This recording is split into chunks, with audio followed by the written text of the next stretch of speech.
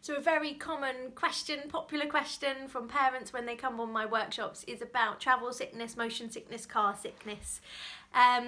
So it's very, very common for people who are hypersensitive to vestibular input, so our sense of movement and gravity. When we're travelling in a car, we are seeing everything in the windows through our peripheral vision, everything's moving. And for people who are hypersensitive to visual information, so they've got a really low threshold, they only need a little amount of that sensation to reach their kind of optimum. As soon as you have that sensation in a car, the visual and the other constant movement is going to overwhelm, it's going to be too much. So it might be that you notice someone puts their head down or covers their eyes. Now, our vestibular and our visual information work really closely together. So if you think we're going for a drive, you're in the back of the car and I'm pointing out a tree and a horse, and you can locate those items, you can see them relatively easily, you can pick them out as well.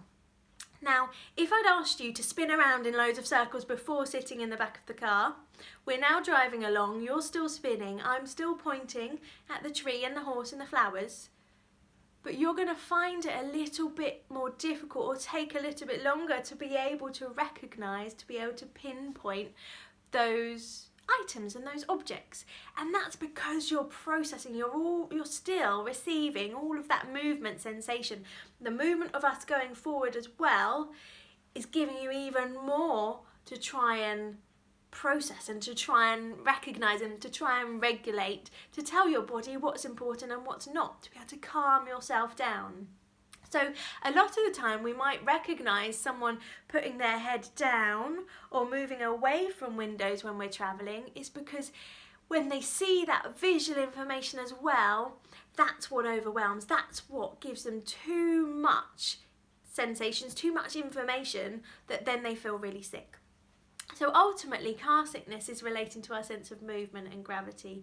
If someone's hypersensitive, so they're already receiving too much, if you think you've got off a ride at the theme park and it's swirled around like this and upside down and everything, and then you get on another one which does a rocking motion, so like a pirate ship, think about how many sensations your body is going to be doing. It's going to get to a certain point where you're going to feel sick, and you may well be sick as well.